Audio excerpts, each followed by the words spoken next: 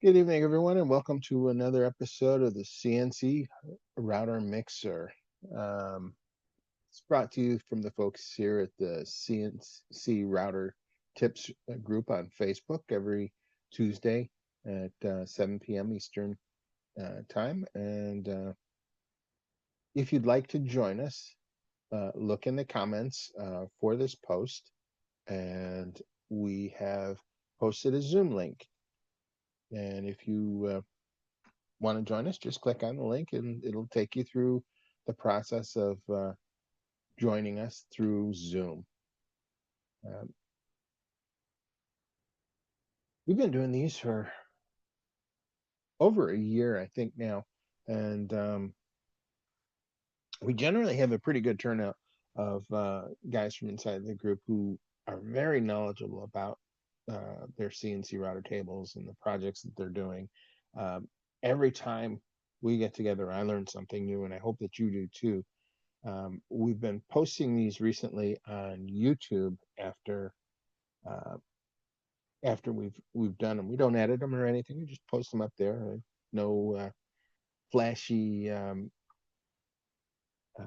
login screen or anything to to try and coax you to watch the video. But if you do stumble across it, it's great, and I think it allows us to keep some of this information from going away as time goes by, because things on YouTube stay on YouTube, and you can discover them today, tomorrow, next week, a year from now, 10 years from now, and it's still valid information in most cases. So I think that's pretty cool. Um, anyway, hopefully some of the regulars will be logging in a few minutes, and we'll talk about everything that's going on in their CNC life. Um, I have been doing uh, some some projects that haven't required the CNC as of late, and so that's uh, kind of a bummer in some ways. But not every um, tool needs to be used in every project, and that's just as a reality of it. But when I'm working on these projects, I'm always trying to think of ways that I could use the CNC router table to make things faster or easier or more repeatable, so I could do it again and again and again. And some projects just don't require that. Um, for instance, I was working on a radio controlled aircraft, and it has a V-shaped tail instead of a conventional tail on the airplane. And I needed to be able to set the angle for the tail accurately.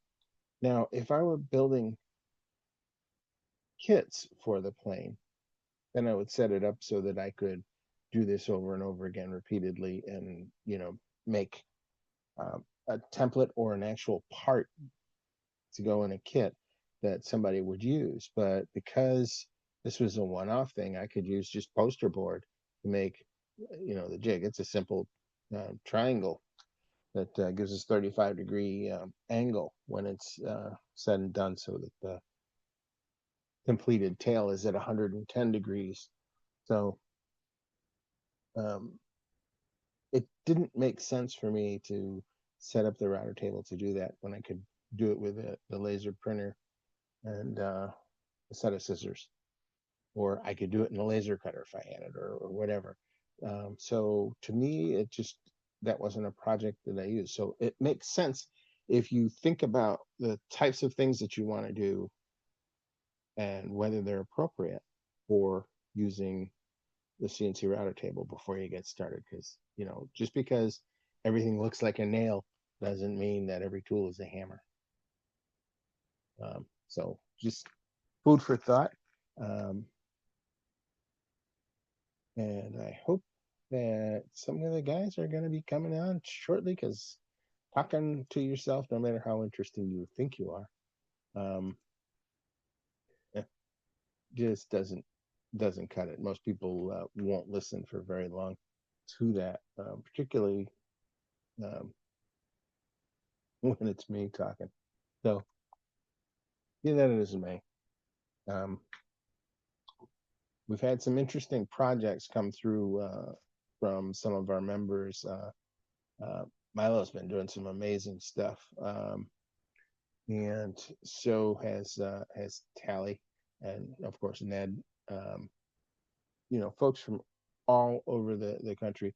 Kurt just finished a teardrop camper that he was showing off over the last couple of weeks, and he just got back from a trip to the northern peninsula of Michigan um, as his test run. So I'm kind of interested to see and hear, um, any new developments since then.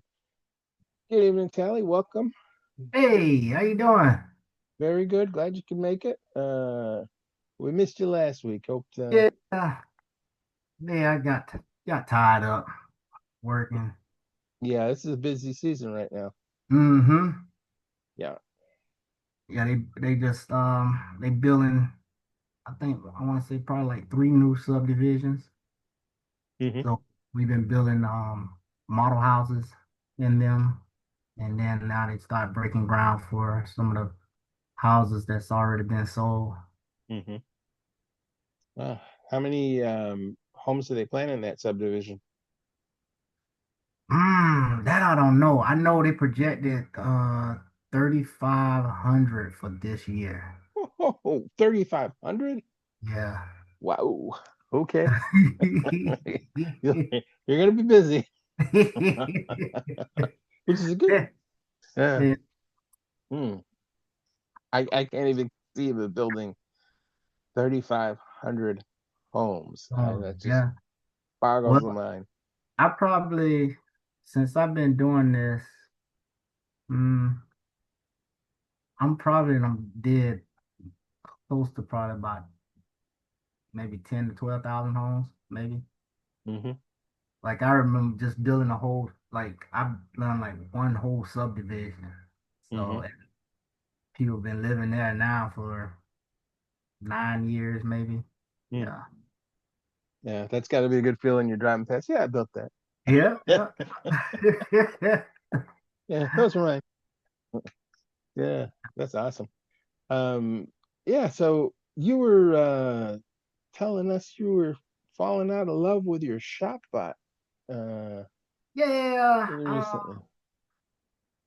I thought I was gonna change it, probably change it up, but I pulled it off the market though. I think I'm gonna have some other plans for it. Hmm.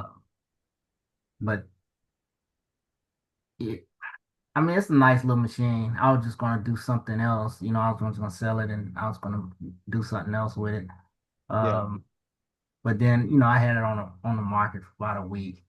I had a couple of inquiries, but most of the people that was inquiring about it, like they was really new in the CNC, Hmm. and I would have definitely had to hold their hand, which I didn't mind because like what I was selling would have just gave them a complete start. Yeah. Uh, and it was everything. Pretty much you just take the machine, plug it in, and I was pretty much giving you the bits and the collets and all that stuff. And Hmm. but but after a while, I was thinking, I was like, I better not do that. I was like, I'm gonna do something else. Hmm. Yeah. Okay. What that's interesting. I sometimes have the same thought, I said, I should get rid of that and get what I really want, Hmm. or I'm not going to use that at all or anything, and it's time to let somebody else uh, get into that. But it's hard. It's hard. Yeah. You Yeah. know, we had a uh, exercise piece of exercise equipment that we had sitting around for a long time, and nobody was using it. We used it for a while, and then it just, you know, it sat there, and so we got rid of that actually today, and it Oh, was really? like, yeah, Okay. yeah, clears up a lot of space, Right. and somebody's very happy. The person that got it is has got it set up already. Sent me a picture of it, Oh, you know, nice. because I had taken it apart to make it easy. Apparently, that was what sold it. Oh, taking it apart. Mhm. Yeah, because folks want the thing, but they don't want to spend all day trying to take it apart to then Mm-hmm. sticking it in their car and shipping it or whatever. So I say, here's the instruction book. Here are the parts. Yeah. So there you go. It was quick. Yeah. Yeah, I like to be able to sometimes flip my equipment. I don't keep it that long where it's starting to require a lot of maintenance and things like that. If I Hmm. really just kind of turn it over, I figure if anything, if I sold it, I can probably run across another desktop machine and Hmm. purchase it. Yeah. I have a friend who has been ill lately, and he's getting better now, but he's of the opinion that he needs downsize and get rid of a bunch of stuff that has been Hmm. sitting that he hasn't used, and all kinds of tools. And he's like, "Hey, do you need an 18-inch jigsaw?" And my actual answer was, "No, I've already got one of those." You know, Right. but so he's like, "Well, okay, I'll put that one on the market and see somebody will use that or whatever. Lots of hand tools. This guy has amazing choices and tools, very well taken care of. He maintains everything, but That's physically getting to the point where he's not going to want to or be able to do all of that. So mhm. um, rather than creating a burden later, he's thinking ahead. He's saying, "Yeah, Right. let me clear up." So that's just part of the whole process. Right. Um, Yeah. So I'm trying to think. I'm trying to think what else I want to buy. I've had my eyes on a couple of things. mhm, So I'm thinking about buying another 3D printer. I'm thinking about adding to my collection. Why not? Can't have enough of them. mhm. Well, Um, you've got the smaller bamboo lab, don't you? yep, I got the mini and I have the X1. Oh, See, okay. Yep. yep, Yeah. yep. So And the whole if household use it. yeah.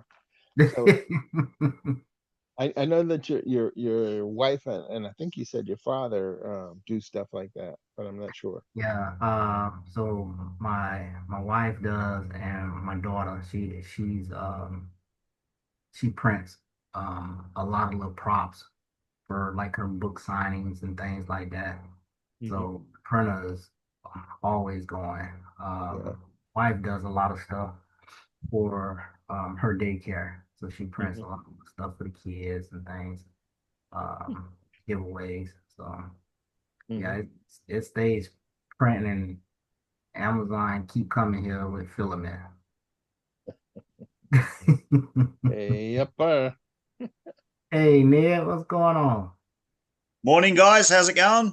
All right, how you doing? Going well, Ned. Nice to. Oh, did we lose him? What happened to him?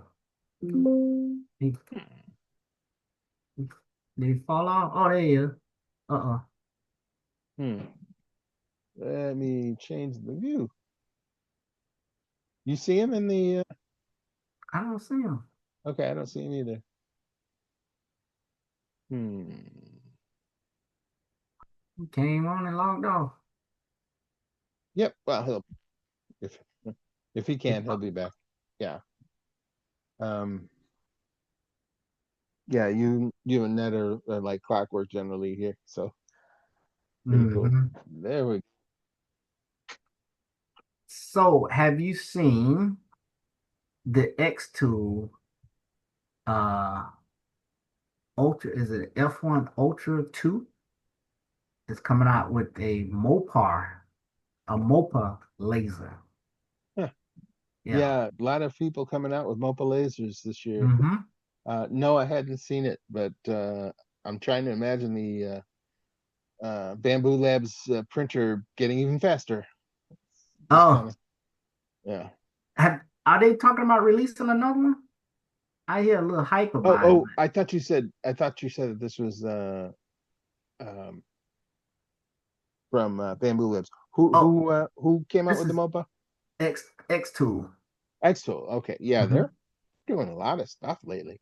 Mm-hmm. Uh, so yeah, I've never actually physically seen any of X-Tool's products in person, but some of the ads look good. It's their their software is very intuitive. Hmm. Um, I played with it probably for about 2 months, maybe. Um, it took a little getting used to from a CO2 laser, dealing with the diode and dealing with their fiber. Some things that you think that you use fiber on, they recommend you use the diode on. Uh, and the results are nice. I mean, they have a whole material list of just different materials um, with color icons and everything. You just select it, and it automatically have like a preset. So while it was here, they did an update. Hmm. So in the update, when you go to the settings, it has a grid with the power rating and the speed, and it shows like what it looks like if you're doing like say red um aluminum Hmm. I Red anodized aluminum. yeah Yes. anodized aluminum. So it shows like during the power setting and the speed the shades of what it would look like. So Mhm. you either you can go with the default, and the default it lights up green. It has like a green box around it, and then you can kind of deviate away from that to the look that you want. And it was I mean it was right on. Mm. I was really impressed with it. Mm. I thought Barry said he was going to be out sailing this week. I'm glad he's here, but Oh, yeah. Um, you get your audio squared away, Ned? Just waiting for the Bluetooth to turn on. I can hear you, but for some reason the laptop is really faint in sound. mm. Mm-mm. Now let me look at my audio settings. No, I don't think it's you. But if we can blame you, I'll go with it. Well, let's see. Speaker and microphone. Yeah, that's sounding good there. Uh, okay. How about the microphone? It's getting about halfway up. I'm Mm, just connecting my headsets. I can hear you well. I'll remove yeah. them and repair them. You guys keep going. Yep. Um, oh, that's right. Barry said he would be out on the ocean and he might be able to listen, but not. Oh, So, where is he selling? um, I don't know where this voyage was, but he's planning later on in the year to do the I think they call it the American Circuit, where he goes up the East Coast, Mm-hmm. down Well, through. I may not do that later. I'm in Mississippi at the moment. Yeah, Okay. yeah. So are you on Ah, board we're the back in ship? business. You just popped in for a brief Oh. second. Yeah. Yeah, very cool. Hey guys, Uh, can you guys hear me okay now? Yes. what? What? What? Yes, we can What? hear you. What? What? Yeah. I Loud and had clear. today off. Yeah, I had today off. My wife actually had a stroke last Thursday. She's okay Oh. now. She was very, very lucky. It was a pretty bad, like where it happened, it was pretty bad. And I can't get it out of my mind, sort of thing. She's been in hospital. She got out of hospital yesterday. She's actually out walking the dog at the moment. She's so lucky. Yeah, Wow. what can I say? She could have ended up Yes. paralyzed or even dead with the with she had a blood clot that dislodged from somewhere in her body. They spent the last 3 days in hospital, more so trying to find where that blood clot came from. They couldn't find it. It basically happened at the base of the brain, somewhere where two veins, two major arteries or veins or whatever you call them, merge in together. And I'd only just gotten home, and I picked something up, and I just went up the road and did a quick job. It was an electric gate at a customer's that wasn't working, and it's been raining and cold and miserable here. And basically, I blew the gate controller out, dried it out, and I was done in like about 15 minutes. So I decided to come straight back home to find her laying on the ground, and she'd been there for about an hour. And yeah, it wasn't good, but she came good that afternoon, and the next day she was pretty much fine. So I decided to take today off and spend the time with her. And yeah, she got out of hospital last night. She's just gotten back in from walking the dog. But yeah, so you wouldn't think that she had a stroke, but the doctor said, "Damn, you're lucky. Most would not have survived this." Wow. Whew. Well, thank God everything went okay. I'll talk to you a bit later on. Feel better. All right. See ya. Yeah, well, that was my excitement for the last 6 days. Wow. Sorry to hear that. I'm glad she's fine. Yeah. What can I say? Yeah. Yeah, I know. Don't turn it into a bad mood or whatever. Like, yeah, things happen as we get older. Not a bad mood. It's just fantastic news, actually, that she went through it. Everything was good. So Not dead yet. yeah. She just said, "I'm not dead yet." They can't get rid of me that easy, she says. Yeah. There you go. Yeah, she's just over here next to me. I'm in the lounge. Yep. So yeah.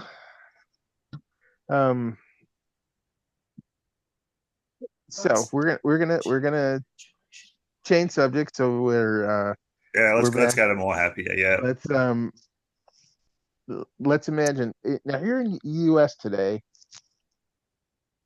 I think it's the first day of Amazon Prime Day. Now they've turned it from a Prime Day to more like a Prime Week or something like that.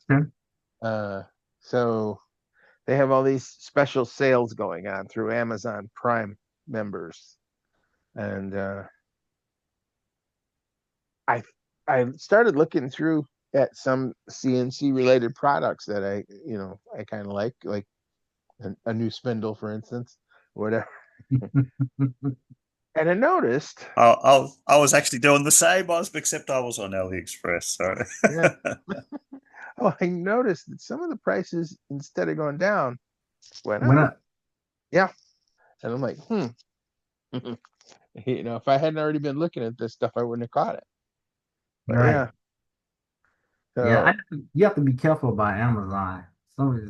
If I've had stuff that I've put on my watch list or whatever, and then when you go back and look at it, the price goes up. Yeah. Well, Well, I used to be. Go ahead. No. Mine wasn't important. I thought you'd just keep going. I was just going to agree. I was just going to. Yeah, I used to be an Amazon reseller. So I had one of the accounts, and the entire algorithm was driven to get yours on the top listing for that product group, because thousands of guys are selling a pair of scissors, for instance, from Fiskar, whatever. All right, so it became who can get the lowest price up there first, and it was very competitive. So if you drop the price on yours, the next thing you know, everybody's prices were dropping, and that got to be quite a thing. But then some people started figuring out that I don't need to be the cheapest. I just need to pay to have mine promoted, and so they put their price higher, and then they would spend money with Amazon to advertise there, so that it always got on the first page. And to them it was worth the difference. So Okay. hey, but that's a pay to play kind of game that I wasn't really willing to pay. So Yeah, there you eBay go. was like that too. It's very rare that I go on eBay. I used to go on eBay all the time. Yeah. Uh, but now it's like if I can't find it on Amazon, then I go to eBay. Yeah. Amazon doesn't always have the Um, lowest prices. It just has the fastest delivery. Right.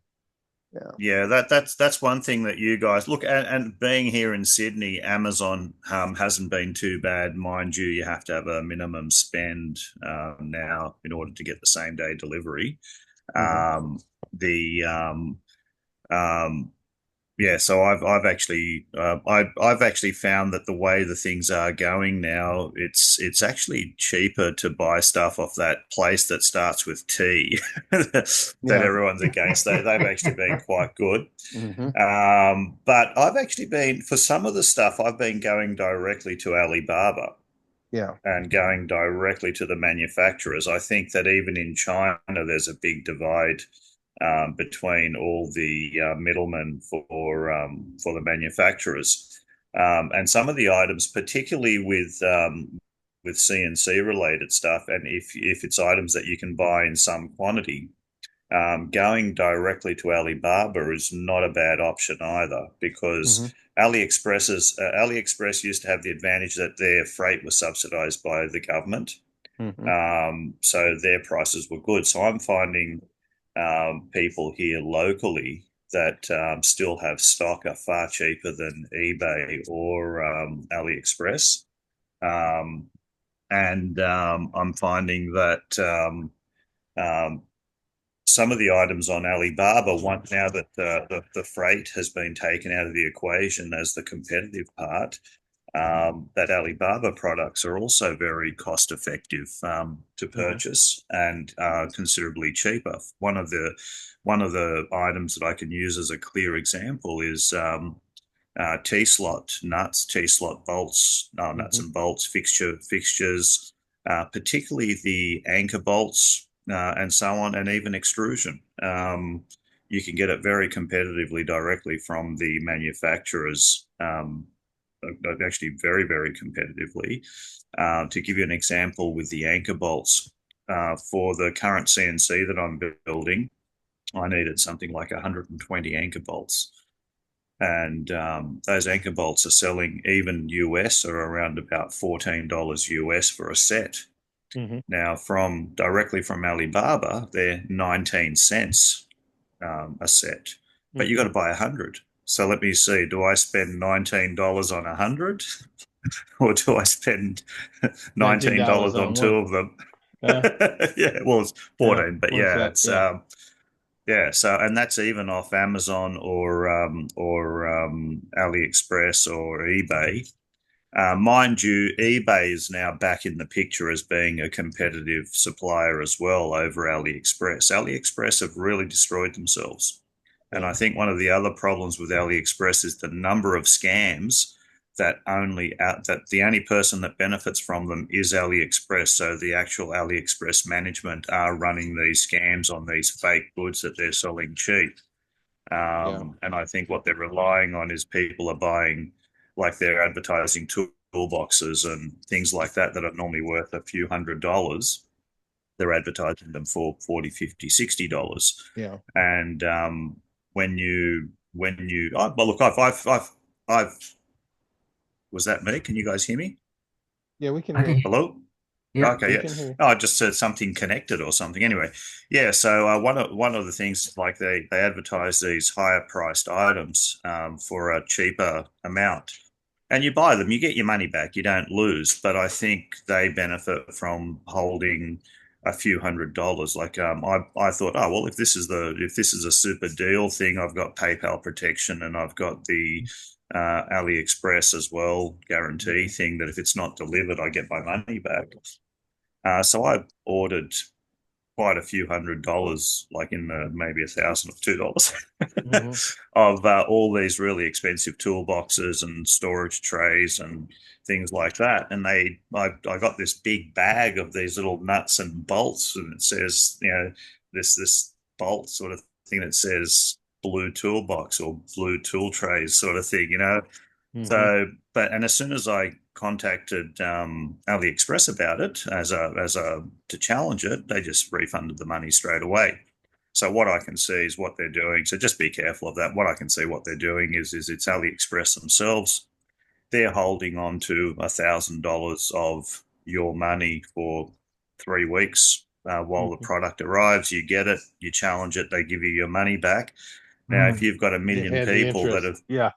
Yeah. they've just earned on the interest. Yeah. So look, I gave it a go, but that's what I found with AliExpress. Just be careful of those super super cheap deals. Yeah. There's lots of projects that you'll find going direct to the manufacturer or through Alibaba versus AliExpress. Makes it worth. Like I was gonna show you, these were diamond drag bits. Oh, Yeah. yeah. Diamond point on there. Um, I was trying to source that locally through Amazon and MasterCard and everything, and these suckers were going really expensive. And I got directly to the factory, and suddenly, I could buy them for a buck or two a piece. I don't remember what the exact price of these things was when I picked them up, but it was dirt cheap, and I just ordered what I needed, and you know, they sent me. I probably got 20 or 30 of them when I did it, because I was at one point planning to do a diamond drag bit set for the router, but Mhm. you know Well, one that I'm yeah. looking for to find where to get cheap, and I find the price is quite dear, is those polymer bread nails, the plastic bread nails. What do you guys pay for those plastic bread nails? They're Oh, expensive. I tell you, hold on. I just bought some by another company. Hold, give me a moment. I'll tell you right quick. Um, because I tried some different ones instead of the Raptor. Um, You mean bread nails or bread nails? the polymer, the polymer, The polymer bread ones, nail. yeah. Yeah, yeah, Uh, give me a moment. Y'all keep talking. Let me go yeah. into my account No, and I'll that's tell you. that's fine. Alan, I always thought you had to have a special gun. can I get you to turn the light down? Yeah. Get up and Um, turn the light down. Your wife just had a stroke. Hey, You, yeah, no, she's fine. She's been resting in hospital for the last 3 days. Got to yeah. get out there mowing the lawn. Too cold for me. hmm, Oh Lord, you're a piece of work. where did I buy them thing? Um, The hmm, I was gonna Fremont? say, don't you have to have a special brad nailer to use those? Yeah, No, yeah, yes you do. no, you don't. I don't know, because you could they'll jam up. You have to have a special nail gun. Oh, it's got to support the size, but like any bread nail gun will do it though that supports that gauge of bread nail. Hmm, It's only So I that's only what some I of the heard. some of the Yeah, I heard that they made it purposely so that it wouldn't work with others. yeah, I don't think you could use I don't But think you that's can just the use Phoenix one we're talking about. because I Or got an was it? Omar. They Yeah. make it's two types. You got an Omar, which is that's the one that they market with Raptor, and then it's another one. Let me see. There's three out there. I remember Yeah. seeing another one at the IWF show because I was going to buy one as a corrugated polymer gun. I can't remember the name of it though. Let me see if I can find. Let's see. What's the name of that? Hmm. Give me a moment. I know they work well. It's They do. I love it. and your CNC router bit doesn't care when it Nope. gets to that brad. well, it It's not a case of the bit. It's if you're running dust extraction, and particularly if you're working with MDF and so on, amongst other timbers, you hit a brad nail, it causes a spark. Hmm. Sorry, you hit a Yeah. nail or a staple, it Yeah. causes a spark. When that could start a immediate fire with all that. No, well, it'll Yeah. chance you can also risk chipping the bit. Like it may not break it, but it will break the flute. Hmm. Yeah, look, with this guy where I contract to, he doesn't even worry about like breaking the bit sort of thing. It's not an issue to him. But I'll tell you what, he panics with the fire. He's really, really, yeah. Hmm. Yeah. Because lots of complications here in Australia with insurance, with particularly when you're a part of when you're a part of another. We have a thing here called Strata. It's a group that manages units and rentals and stuff like that. But it doesn't necessarily, like, he owns the building or owns the unit, but it is a part of a Strata block. So you have a management group, and they are very, very paranoid over here in Australia with woodworkers, and fire is a really, really big issue. Hmm. Yeah. Anytime you get like little particles or dust in the air, you've got a potential for some amazing fire. I don't know if you guys have ever seen, like, for instance, a 5 pound sack of flour could turn into quite an explosion. Yeah. Yeah.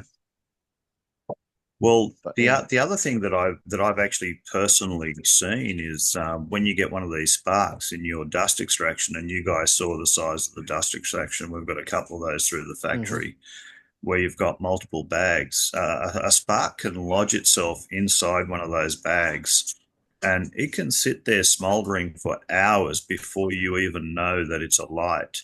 Yeah. If he sees one spark go up the hose, he'll shut everything down, and he'll take every bag and he'll put them outside. He'll drench them down. And even then, if you don't drench the bags really well, after a couple of hours, you'll start seeing them smoking. The company is called Spot Nails. Spot nails. Mhm. So what do you guys pay for like 2,000? Normal package size over here Okay, seems so to be these right here are 2,000 a 15. box. These are 15 gauge, so they're 49.52 for 2,000. That's an inch and a quarter. So you're paying $50 US for 2,000. Mm-hmm. Yeah, that's about what it is here as well. And then you can get the gun, like their gun, because I started to buy one of their guns to compare it, because I have an Omar. They have a spot nail gun, which is a 15 gauge. I think mine's is a 15, 18 or something like that. It's a like a weird. That's the first time I was seeing one that was like dual like that. Here's something here, I'm gonna show this to you guys. This guy's taking 4 kilograms of flour in a racket. Now, I know that you generally don't have that combination around, but it doesn't have to be a rocket. It could be a spark. But watch what happens. Oh, okay, hold on. Let's see. That's just conventional baking flour. And here we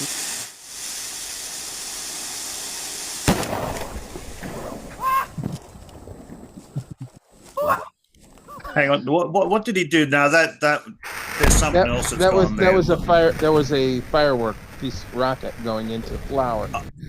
Oh, okay. So he's then ignited. He's ignited it with that rocket. Yeah, no, that's right. Yeah. So he's detonated to atomize the flour.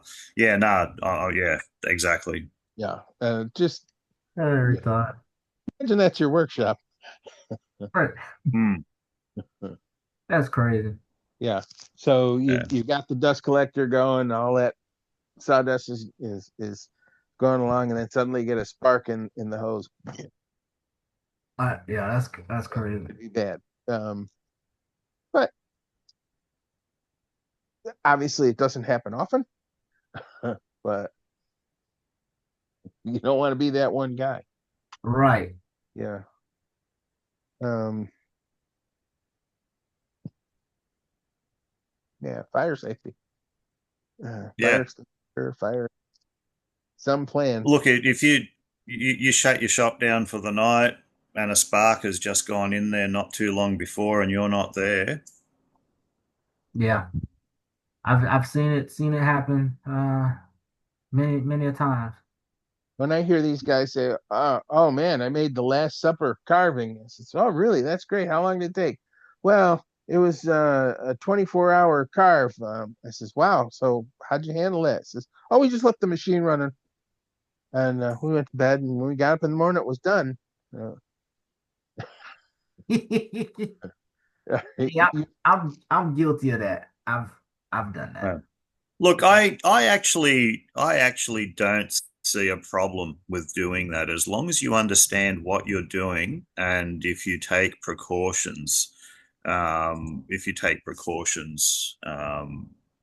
the sense of, like, and we're also talking whether it's a large or small machine, the material around it. So if you've cleared the area around it, I generally leave a webcam running on the job, and I'll just look at it on my phone while it's running. I'll just I'll wake up through the night, and if it does catch fire, there's not a lot of fuel there. It'll cause damage, but it's not going to set fire to the building or anything like that. And it's just sort of like a risk.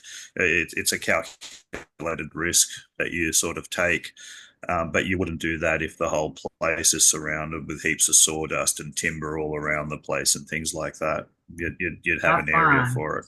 I find that most people that their shops caught on fire like that, they're running too slow and they don't have adequate dust collection. The chips are building up under the dust shoe, that sort of stuff, and creating heat, and they don't never have enough flow. Or they're running slow, like they running less than 100 inches per minute. And I find a lot of times and the material. Yeah. Yeah. I find a lot of times they're using the wrong bit. They're doing things like drilling holes with a down spiral bit. Right. Hey, come on in, man. We got a special guest. Where I actually encountered the problem was with phenolic bonded plywoods. They are really, really susceptible to it. G'day, how's it going? Mr. B, how you doing? Pretty good. How about you all? We're doing well. Doing well? Yeah, yes, sir. All right. Are you learning anything? Always, yeah. Always with these guys. Got to keep it on. Give me a moment. Today's lesson is how to set fire to the workshop. Exactly. Yeah. What to avoid. No. The lesson should be how not to set fire. Well, it's a double-ended lesson. Once you learn how to set fire to your workshop, you know how not to next time. Yeah, but by learning how to set fire to your workshop, makes you a suspect for now. Anytime anything happens, So nope, no thanks. Yeah. But one of the bigger issues is glue woods that have been bonded by glue in some form, particularly phenolic glues. And you can get MDF with phenolic in them, or with a phenolic based glue. It doesn't take much with if you're running your bit too fast, or if your bit's a bit blunt, it doesn't take much to set fire to it or to start it smoldering. Yeah, there's so many different ways combustion can happen and different things.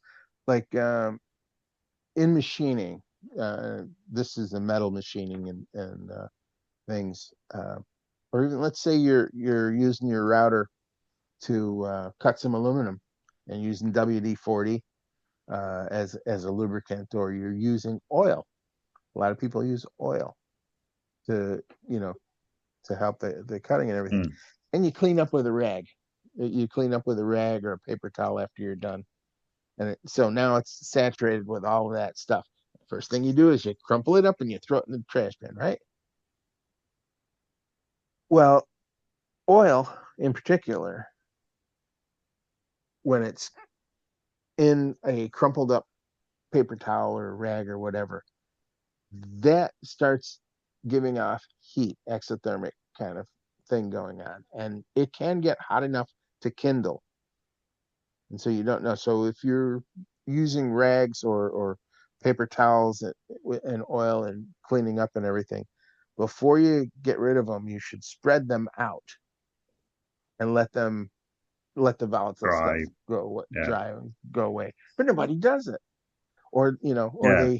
they should have at least a metal uh, burn safe can that you can put all this stuff in to Yeah. prevent the And fire from it's not spreading. it a lot of people don't realize that a lot of the wood finishing oils actually generate heat as well. Yeah. And they generate the heat when they come in contact with air. That's how they cure. The hardeners in them Mhm. react with the air to cause them to cure.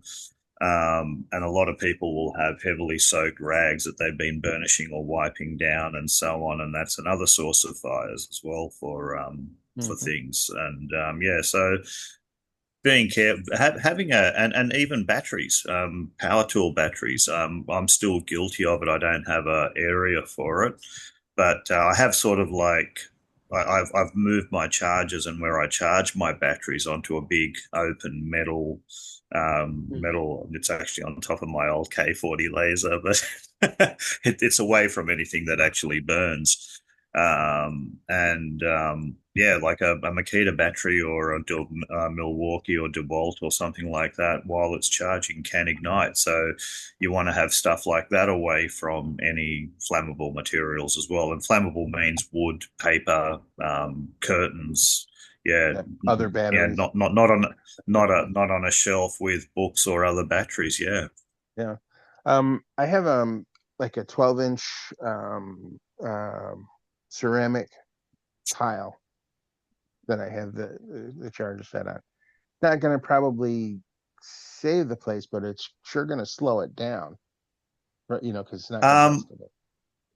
uh, Maybe do a quick search on power tool battery igniting or Makita Mhm. battery igniting. The problem is it's not the immediate area where they ignite. It's when the batteries go off and they break through the housing somewhere Yeah. and they vent.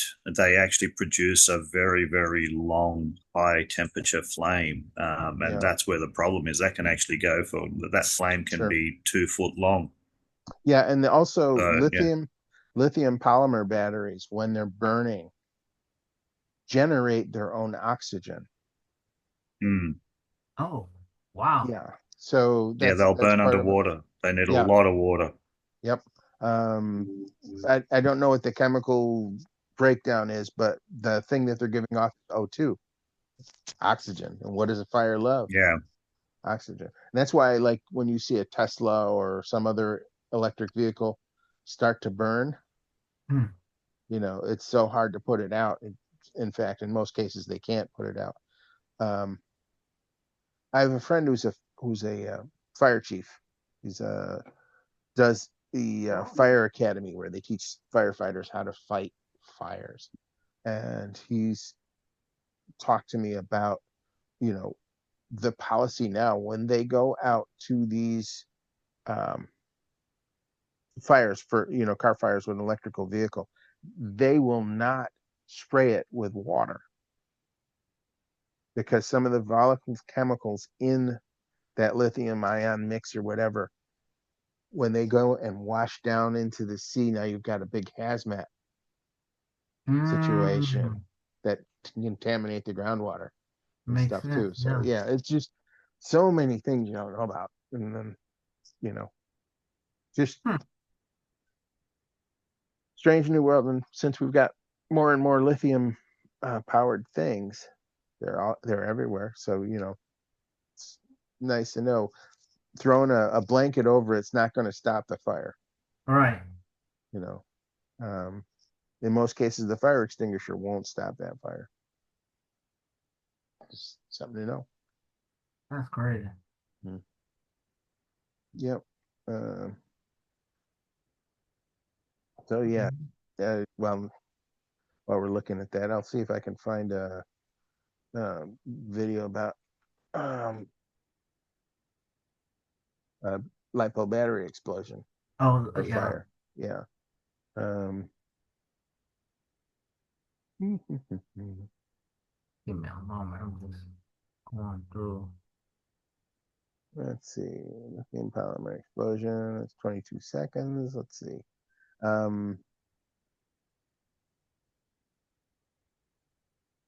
Oh, okay. Here's a perfect one. All right. Let's hit share.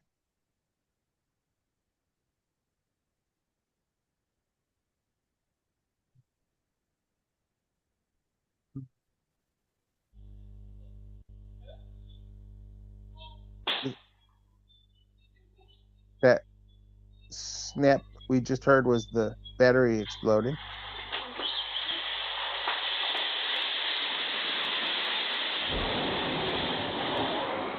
Oh, that's a good one. Was that a bike battery? Did it say what battery that was? Let me look in the comments. I'm gonna replay that. Just All right. yeah, he was charging That was a scooter. Scooter. Oh, See the smoke coming out of the scooter? yeah. He runs over and unplugs it. Too late. Is he in the garage? Damn.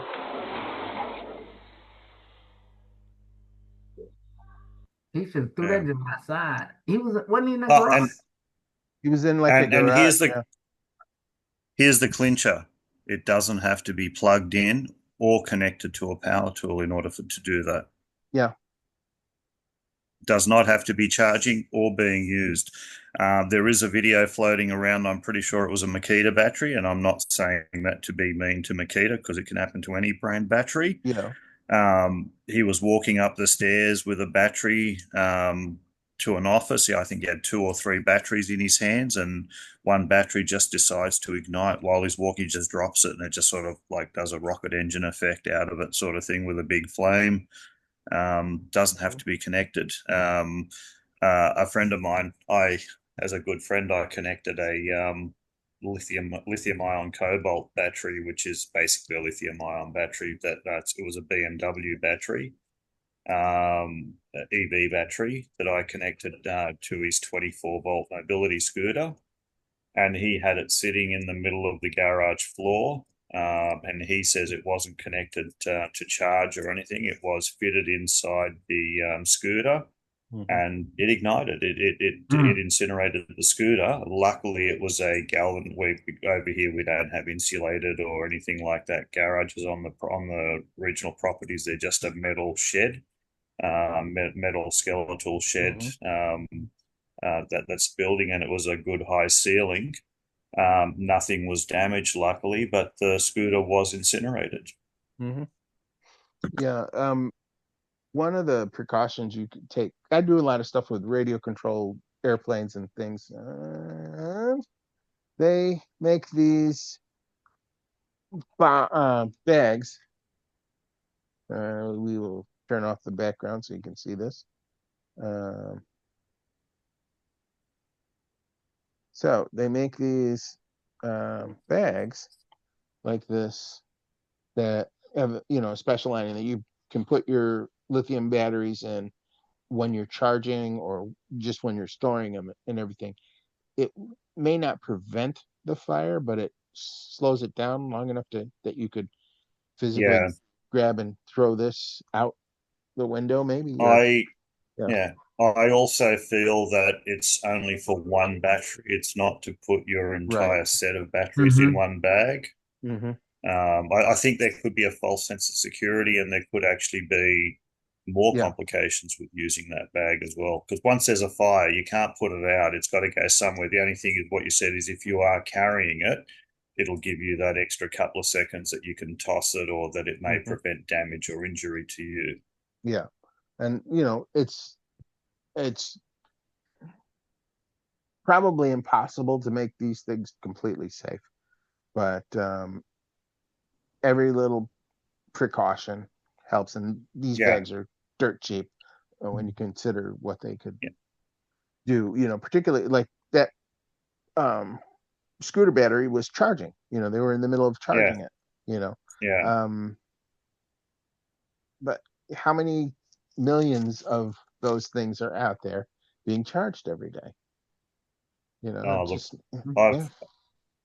I've got Makita batteries in the back of my van at the moment. I've got Makita batteries in the workshop sitting on top of, like, amongst tools. It's only where the charge station is that I've actually got a clearing around it that it could handle one battery going off. But any of the other batteries, if something happened to them. But mind you, I am changing over to lithium ion phosphate everywhere I can.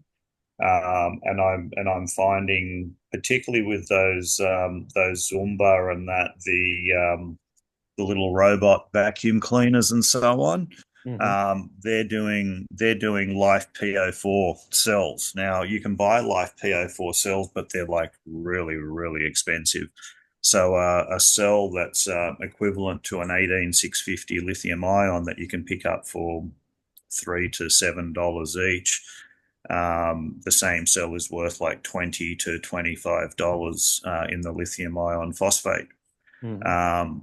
But they are becoming more and more um, available and visible, sort of thing. And I buy them, and I've been pulling them apart and repacking particular cells with the lithium ion phosphates, particularly for the safety aspect of it.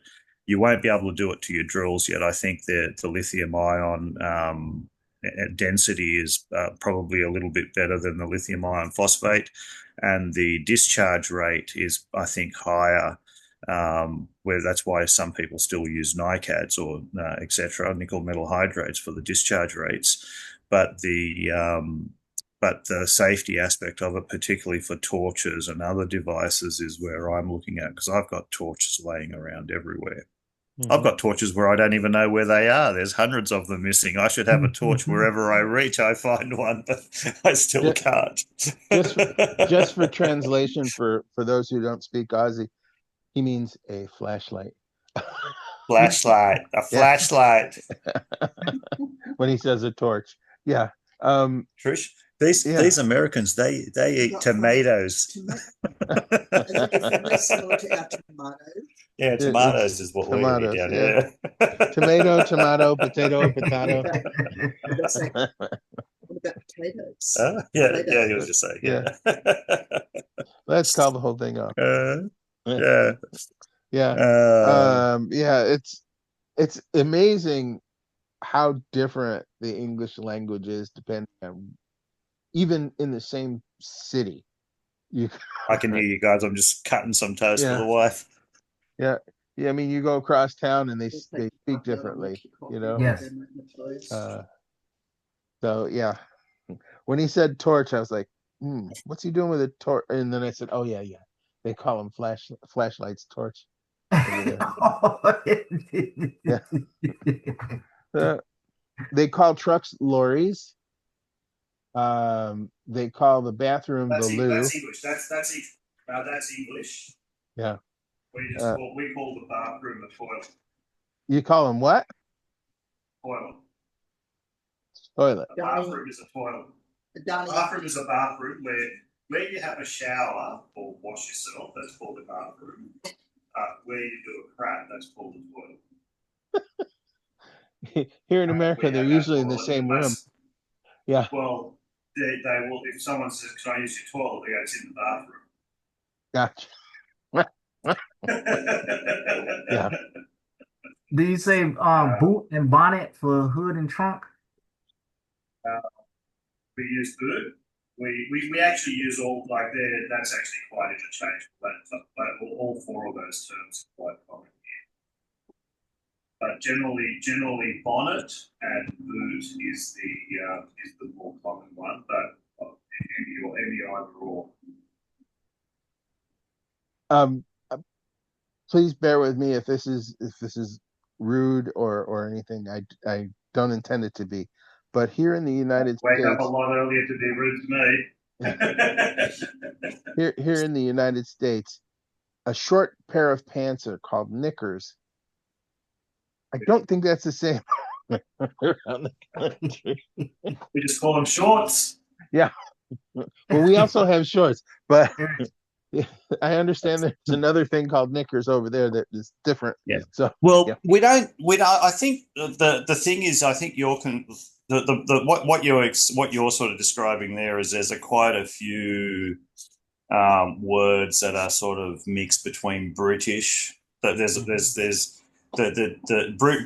British, English, and Australian. I think are probably the three key English languages. And I think that, and like for example, knickers I know is used by Britons more so. Over here we call them undies. Yeah. What else do we call knickers? Trish, undies. Undies.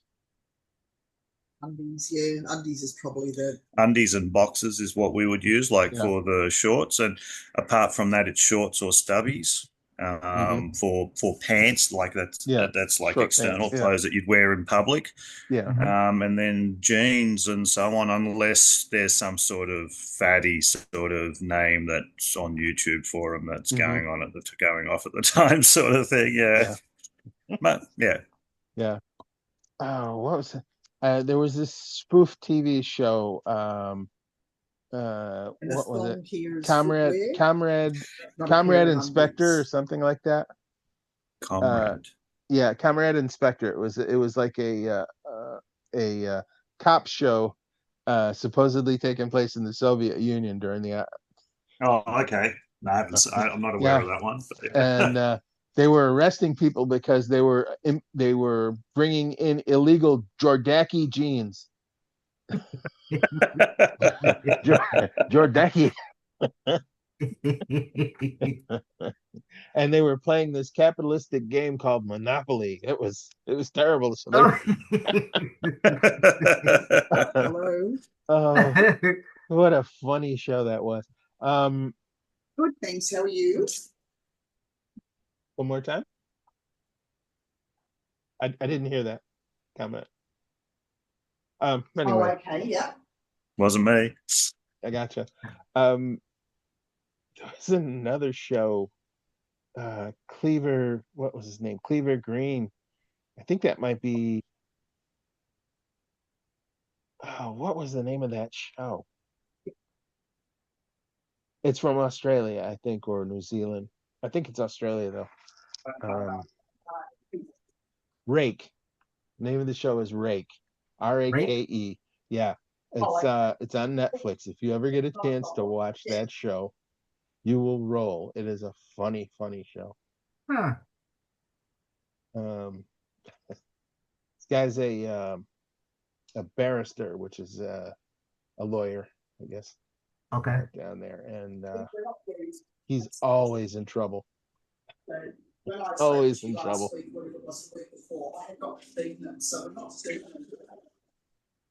But yeah, probably one of the funniest TV shows series that I had seen on Netflix. Old?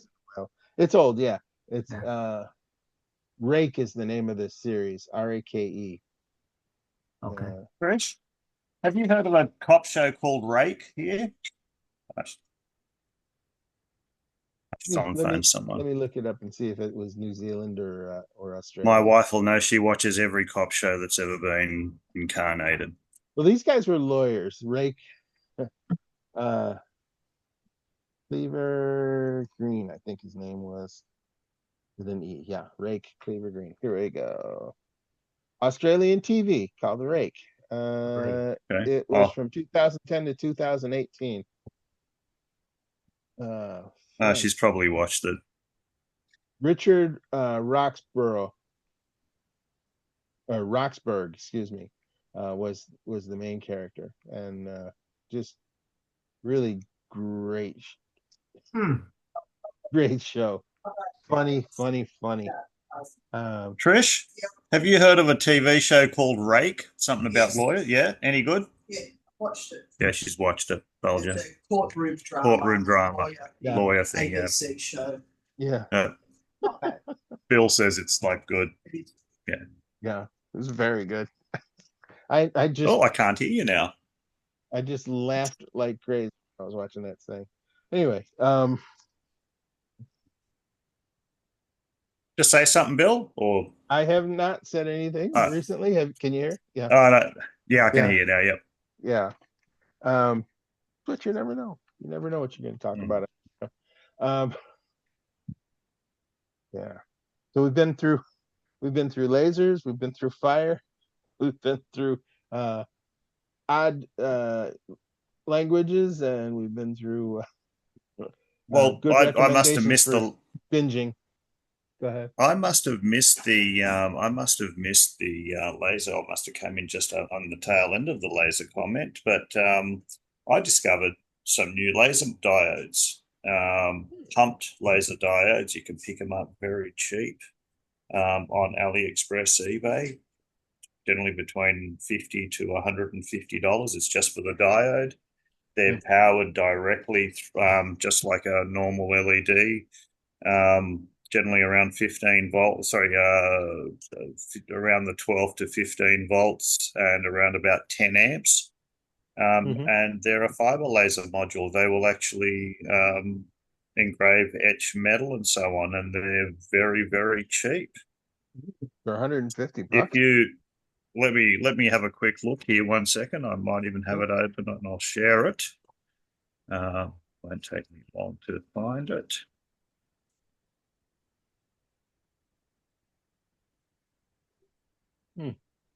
Yeah. It's gotten to the point where you can just slap a diode laser onto your router and go to town now. This is kind of cool. It won't be Yeah. particularly fast. Yeah, well, this is exactly where I'm sort of this is exactly where I'm heading, because one of the biggest issues is just engraving into steel. Hang on, pumped laser diode, or diode stack is another term that you can use. Here we go. Let me start the share up. You got share enabled there, Bill? Yep, I do.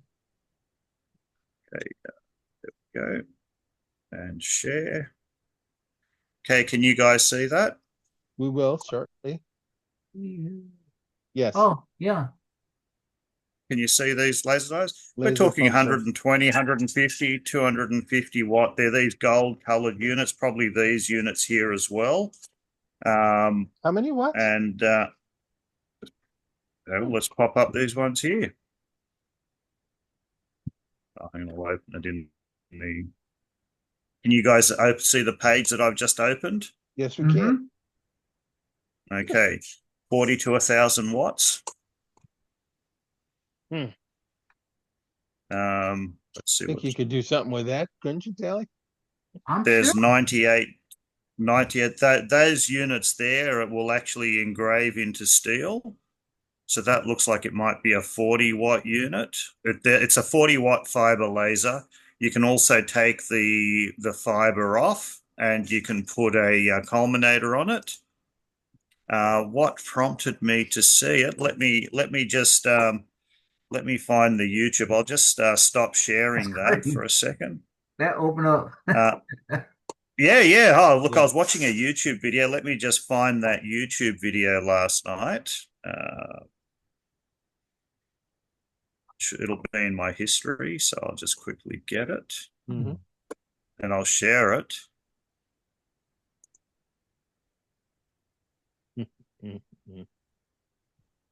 When you combine this cheap fiber laser diodes coming out, and you think about all these multiple machines that they're coming out with that do 3 or 4 things in one machine. I'm waiting for the first CNC company to CNC router company to come and do that with the laser, the spindle, the galvo, the fiber laser, all of that in one. All in one. Ooh. Even, you know what? Yeah. I think 2 would be nice on one machine, but I like having independent machines. Yeah, me too. But yeah, I like having independent. Now I don't like. If floor space is an issue, though. Yeah, right. Now you made a point. Like the diodes are actually strong enough to do some significant etching and engraving.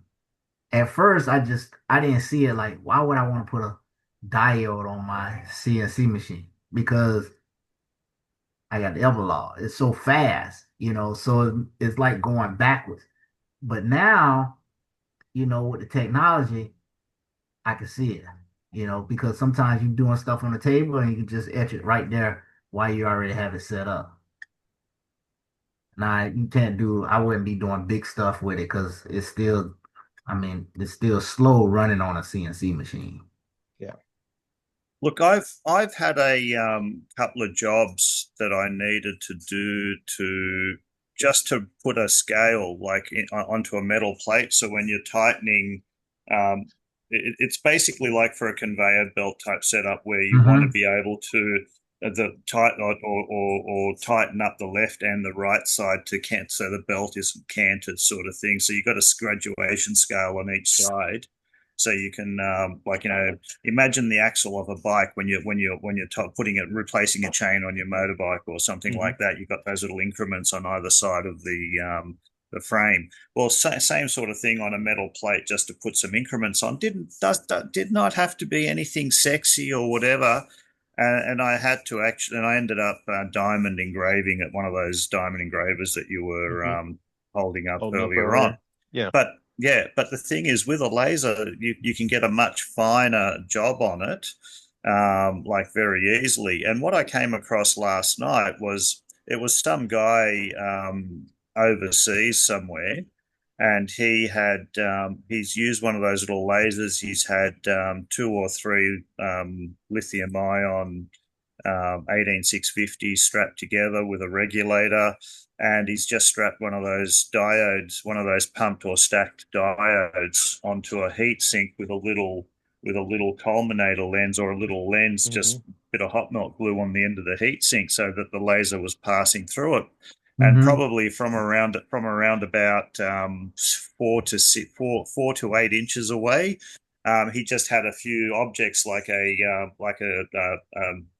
razor blade out of one of those box knives. And he's had a brick and some wood, and he's had a few different materials there, and he's just waving it around with his hands, sort of thing, and it's engraving and cutting into and burning into all of the items quite violently, sort of thing. It worked really well. And the first thing that came to my head was, "Oh, what are these diodes here?" And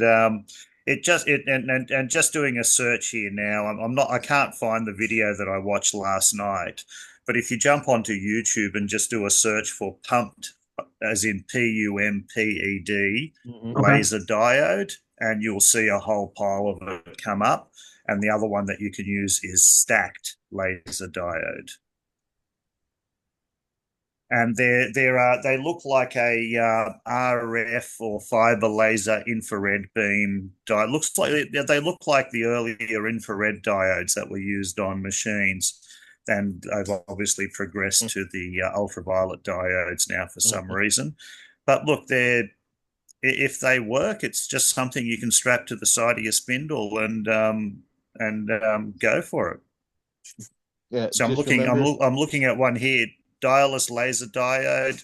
It's a 976 nanometer, so it's the infrared, and he's got it coming out as a fiber out of a stacked module, 130 watt laser module, and he's burning into a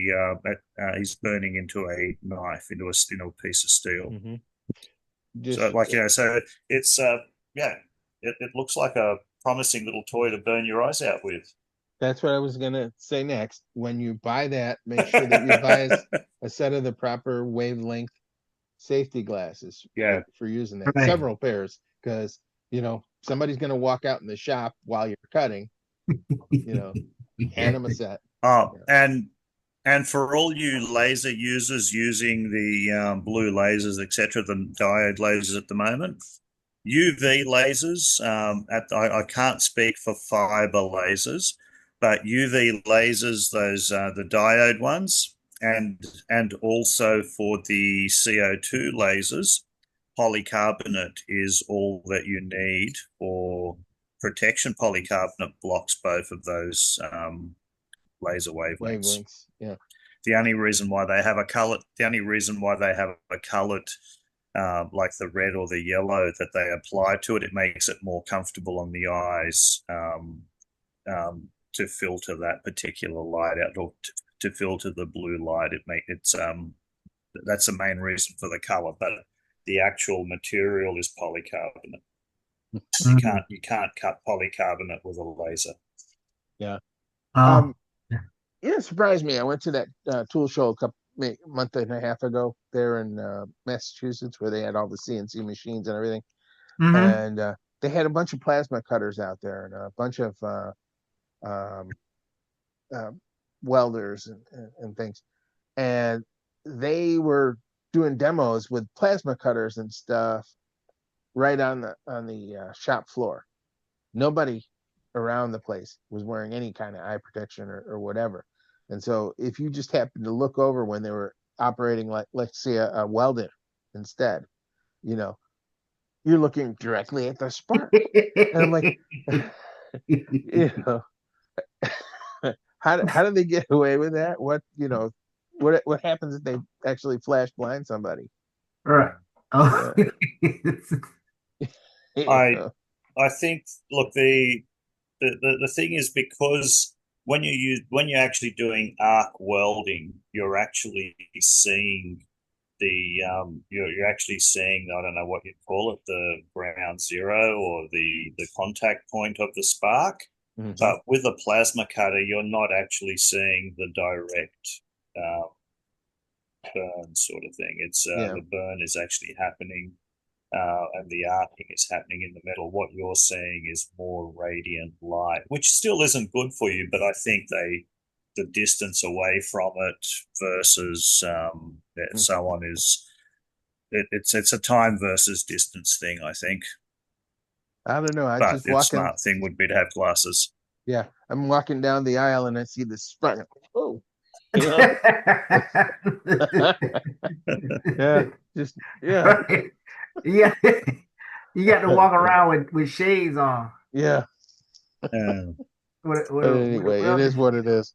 Um, yeah. I hope they were able to sell that machine, uh, after the demo. But yeah, That's Well, crazy. uh, yeah. Well, one of the things that I do with trade shows is if you ever want anything like a laser cutter or a plasma cutter or whatever, and you're at one of the trade shows, if you can get in there early when they first open, you go straight to the stand that's got the plasma cutter or whatever there, and you say, I'll buy this off you now and I'll pick it up after the show. What would you do it for?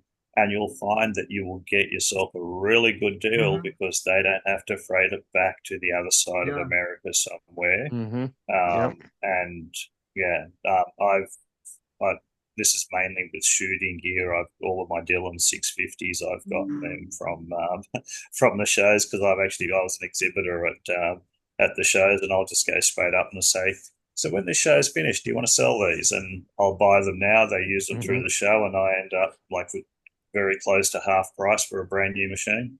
Yeah. Mhm.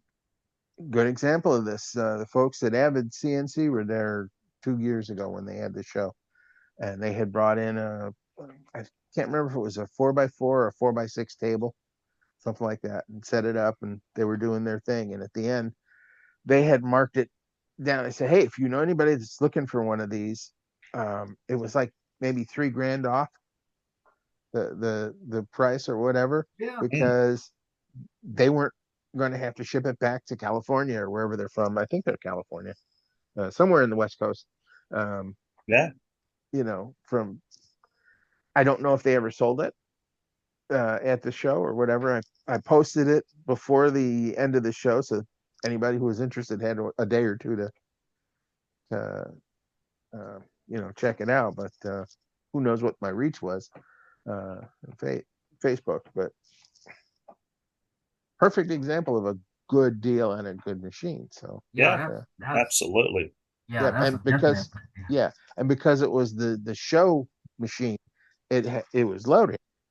It had all the bells and whistles and everything. So Well, you can also go as far as say that they would have made sure that everything works on there properly so it doesn't fail while they're demonstrating it. yep, even better. Um, and if you had the right rigger or whatever, you don't have to assemble it, because if you bought an Avid machine and had it sent to your home, you still have to assemble that machine. Mhm. It's not trivial. it's not real particularly hard. It's just, another Right. few days or weeks or whatever out of your schedule while you're building the machine versus having it shipped on a trailer and taking it off and cutting that day or maybe the next day. Yeah. Anyway, it was kind of interesting. Uh, yeah, that's got Tally thinking. So what 'cause else have he's you going guys to been that up to? woodworking show in Las Vegas. Yeah, I wish I could have made it, man. I wish I could have made it. That would have been nice. I like to see what's new because a lot of stuff that I think it actually appears out there than it does in the IWF show. Mm-hmm. Yeah, that would have been nice to go out there. Maybe Yeah. one When is IWF? That's in like a month, next. maybe? Oh, the IW. Wait, this one is the what? AW. This one is the AWF, right? Oh, I don't. No, the one in Georgia. Oh, the one in Georgia is next August, not this August. Next Okay. August. Yeah, they offset. They offset.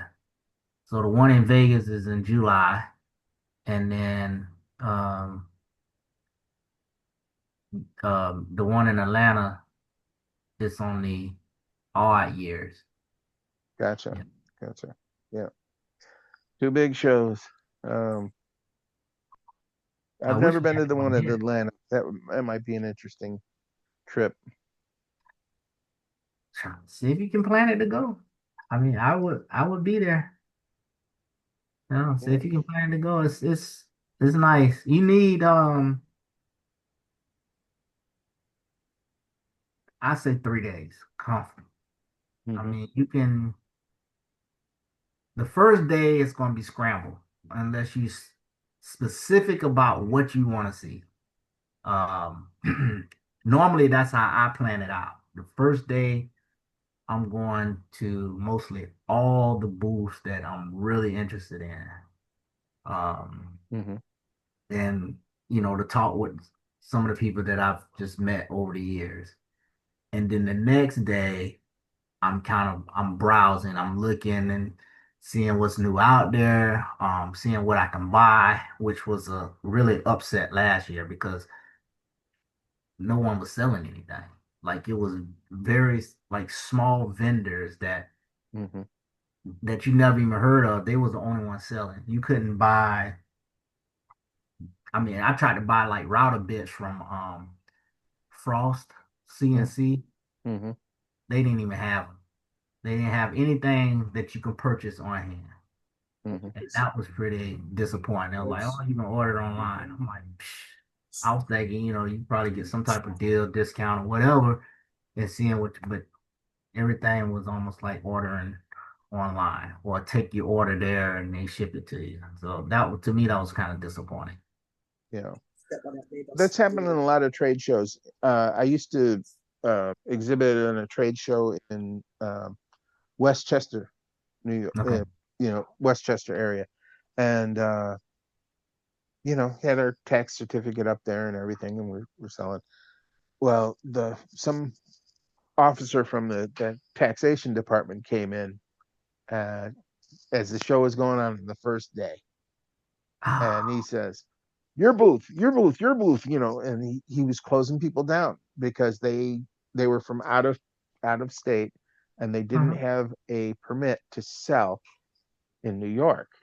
Okay. And the majority of those companies were making their revenue to pay for the trade show from sales that they were getting in the Mm-hmm. state. But here was the kicker: you may only display, or you may only sell in New York State on that weekend, okay? But once you've applied for the New York State tax certificate, you then had to collect New York State sales tax on anybody who ever ordered from New York online or in person or whatever, and then you had to remit that to the state of New York from that point. And for a lot of these companies, that was a non-starter because one of the things about having a mail order business was that you didn't have to collect those taxes for different Right. places. To Yeah, avoid the tax man. Yeah, so a lot of the companies just shuttered it. They said, "Hey, you can look if you want. Here's the discount code. You can order it online, and we'll ship it out to you after the show." Yeah, I didn't even think about that. Oof. I didn't think about, selling in another state. Yeah. Yep, but Well, oof. we had a similar thing here in Give me a moment. Australia, Mhm, and but it was actually with pornography, like the porn movies. mhm, So in New South Wales, it was illegal to sell triple X rated movies. mhm, But if you were in Canberra, which was actually a territory within New South Wales, or if you're in the Northern Territory, which is up in the upper northern mid part of Australia, you could actually you can advertise. You can actually even advertise in New South Wales that you're selling the movies, but you can't buy them from New South Wales. But if you phoned the number in the Northern Territory or in the ACT, you could then pay for them over there, and then they could ship them to you in New South Wales. It was yeah. mm. Somebody will always figure a way that, to do something. Yeah. that, Um, it's just silly, and oh, and I don't you know. could pick them up. You could pick them up from a warehouse in New South Wales as long as you place the order in the ACT or in the Northern Territory. They can be warehoused here, not a problem. So you can just walk in and pick it up. But yeah, so that was like a little weird thing. This was probably back in early 2000, like the early 2000 was when I experienced it. Yeah, too much information. Uh, uh, getting getting back to the point that Kelly was making, though, going to these woodworking shows and not being able to buy anything there. What makes a vendor then want to come back the following year just to be seen? Yeah. Because you know they've got the expense of shipping all of their equipment out there, their booth, their display, everything, and the booth rental fees and all of that. So do they write that all off as one big advertising expense? Uh, you know, we're talking thousands of dollars. What's the return on that investment? You know, uh, and how do you measure it unless you put out like a special coupon code or whatever, and any sales that use that code, came from that show. But it's ridiculous. It's kind of ridiculous to think. Well, Yeah. Sorry. well, saying that if you actually wanted a machine from a known supplier, and they were going to be at that show 3 months Hmm. or 4 months before they're there, contacting them and saying, "I'll buy that machine. You guys can demo it and use it at Watsy, and when the show's finished, I'll pick it up from you." Hmm. Yeah. Yeah.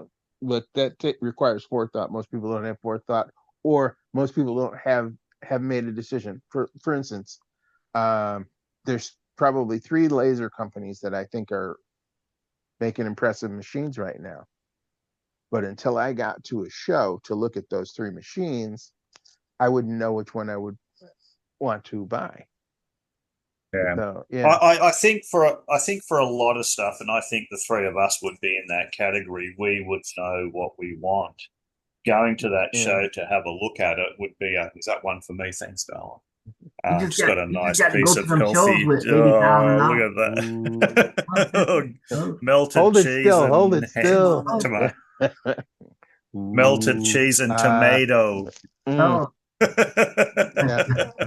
It'll Uh, give you a bit of crust in uh, she's a keeper. oh, that's hot. Vengeance. I'll wait a little bit. It's like the McDonald's coffee is hot. And, I'm sorry, McDonald's coffee is not hot. They over here, the WHS or Work Health Safety, whatever, they give you warm coffee. It can't be hot. Yeah. yeah. Well, they didn't go to that extreme here in the US. McDonald's coffee is still hot, but now they have to post it everywhere to tell you coffee is hot. Yeah. Yeah. Yeah. Yeah. But yeah, no, I think the three of us would be in the category that we would like to see it running, but we've already made up our mind Yeah. what we're Yeah. going to buy. We've researched Yeah. it. We've got the price point. And you know what? If you can save 20 or 30% off the price of a brand new machine, Mhm. and all you've got to tolerate is it being demoed and it's actually assembled for you and stuff like that, I would be in it. Yeah. You know, when I first saw the ads for that machine from Gwiki or Oh, G Gwiki, G yeah, Winky. yeah, Yeah. whatever it's called. I was thinking that was a pretty cool machine until I got some feedback from some other folks who had previously had those machines. Yeah. So, it's like anything. Thunder Laser looked really cool. So did Eon Laser and what's the third one? There's another one. Anyway, I guess they're out of consideration because I've forgotten their name. But until you see the machine, apples to apples comparison between the two machines, you don't know which one you really want. Mm-hmm. Yeah, but the thing is that machine that actually would be better could be considerably dearer. And Yeah, can you would you have spent the additional money on the other machine for a hobby machine? yeah, there is that. But they're getting to the point. So one of the deciding factors when I was thinking about laser was the size of the work area. You know, looking for at least 24 by 12 cutting area, and that was ending up being in a fairly large cabinet size machine, floor floor standing, Oh, you're and talking inches. I thought 24 by 12 foot. That'd be a nice machine. that would be, but no, no, no, I'd have to build a warehouse with that. No, Find a material for it. Yeah. Oh, well, yeah, as you were talking, I was doing the conversion going, ooh, yeah, no, yeah, 24 by 12 inches. Yep. yeah, but they recently came out with a desktop laser in that size. That would go on the top of a workbench, and I was like, Mhm. wow, how do they do that? Now, it probably rocks like crazy when it's cutting because it doesn't have the mass to hold it down, but still, there's some Look, amazing I stuff that's coming out right now. look quite realistically. I think that the minimum, and I've got that smaller. What would that be? 1.5 foot by 1.5 foot by 1.5 foot Hmm. um, laser. That's that red one that I picked up as a song. Yeah, can't complain for the price. What I got with it, great laser. Would still don't regret saying no. But realistically, you want at least a 4 foot wide laser that you 4 foot by 2 foot maybe, so you can feed the material so you could feed a full sheet through it if you needed to at that minimum.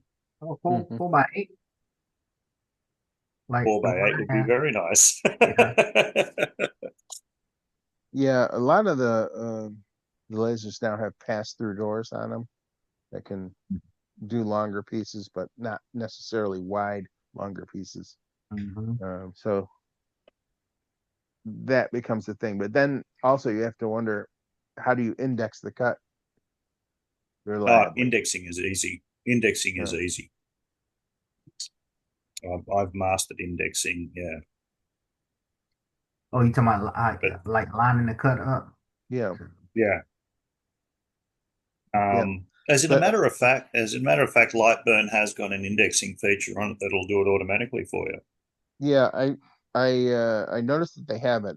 Don't I haven't used it, but there's also machines now with LiDAR and other um things that can actually check the position of parts and do some amazing stuff. So it may You be can last you year's don't even have problem. you don't Yeah, even have to have the material on square. You can have it on at 45 degrees and it yeah, will actually realign the material for you using the indexing feature. yeah. Pretty good. Yeah, I've seen one ad where they're doing keychains and they just throw a bunch of them onto the platform Hmm. and they have a conveyor belt um, I kind don't of Yeah, know if set up. that's called indexing. That's that's the that's a X2. Yeah. Yeah, That's actually very cool. Yeah, and That's not they're indexing, just so people don't confuse that with indexing. right. Yeah, indexing is different, but it's rotating the pattern for each of those keychains to the proper orientation on the I don't know if it's as fast as it appears as they're coming out of the machine that it's doing this, or how long that takes for it to scan and compute all that before it starts cutting, but still To give you an pretty cool. example of how you can use the indexing with Lightburn is if you had your DXF design and you CNC'd say a 3D carve on your router, Hmm. you could then put two registration marks, like two circles with a bullseye in them or a cross in them. Just do an engraving on the material. Then what you do is you take that same design, load the DXF into your Lightburn, and then you tell it that you want to use the indexing feature. So you'll tell it what the indexing marks are, and you'll tell it it's those two bullseyes, and then you align that. So it'll say index mark 1. You align that, so you align your laser and hit OK on index mark 1, and you do index mark 2, and you align your laser on there and go OK. Doesn't matter which way it's orientated. It doesn't matter what the scale. If there's a scale difference, it will automatically scale and orientate the job. And what you can do then is you can do shading, because I think I've mentioned that to you guys before, that I'm really shit at coloring wood. Me and a paintbrush just don't see eye to eye. But with the laser, you can get different tones in the wood by, like by just adding hair or whatever to a feature, a little bit of shading here and there, drop shadows, stuff like that can really make a wood carving pop 10 times more than just coating it sort of thing. Yep. Fellas, I'm out to go. I will catch you next Tuesday.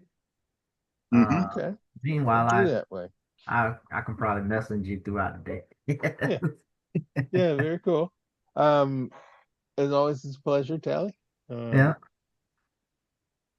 So we'll Haven't Has talk. done it. anyone heard from Bull? Has anyone heard from Bull at all? I think Shannon, yeah. I think I've seen some of his postings. I've seen some like Milo's seen him. Yeah. comment. Yeah. Yeah. him. Or who else was helping him? Mike Is he going Bernasconi was okay? helping him. He's going through a bout with cancer or something as well, isn't he? Yeah, I think so. Yeah. I hope he's doing well. Me too. I'll reach out to him. I haven't talked to him in a while. He occasionally comes online when we're doing this and says hi. That's about Yeah. it. Okay. But his group is what is the name of his group? Bull shenanigans, something like that. Yeah, The make. the Make. Oh, That's it. the Yeah, Make. the Make. Yeah. And it's a good group. It really is. There's a lot going on in there. So yeah. Shout out to Bull. Yep. Mm. You're doing well. Me too. All right. Y'all have a good one later. Take it Catch easy, you later, Tally. Taylor. Take care. All right. Yeah, you too. You're going to have some tomatoes for me, okay? All right.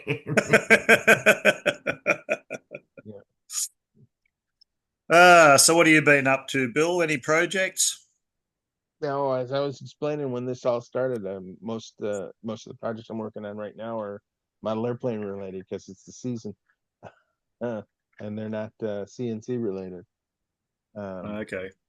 Yeah, because I explained earlier I was making some templates to set the alignment for a tail, a V-shaped tail, and when I can make the template out of poster board instead of going through the whole process of cutting out a template and everything, it just makes sense. Grab a pair of scissors, it's Yeah. it's Well, not rocket science, it's airplane science. yeah. Model Well, airplane I science. actually found that that's what the laser is really good for, is to, like, I've been making so many Yeah. little alignment jigs and templates out of I go past a couple of acrylic or sign writing, or the guys that do the sign writing or make signs, and Yeah. I'll take a dumpster dive through their scrap bin, or actually I go in and I see their scrap pile sort of thing they have inside. And Mm-hmm. you can pick up a whole pile of just little square off cut sheets and stuff like Mm-hmm. that. And I've just been cutting, like it on the laser, cutting out little templates, alignment jigs, screw hole jigs, stuff like that, or even just test stuff before I do it on the CNC that the holes align and fit properly and stuff like that. Mm-hmm. Works great. I've made quite a few tools for the trim router, and I've got the alignment for the Makita trim router for its like to make the thing that bolts to the bottom of the pad, and I can now Mm-hmm. cut all different types of little jigs to for the trim router as well. So yeah, a few little things like that. It's very handy on the laser. Mm-hmm. I know it's just as easy with the scissors and that, but I just love the accuracy when BXF Yeah, in, perfect out. exactly. Yeah. If my laser were set up and running, that's what I'd be doing, but it's not at the moment.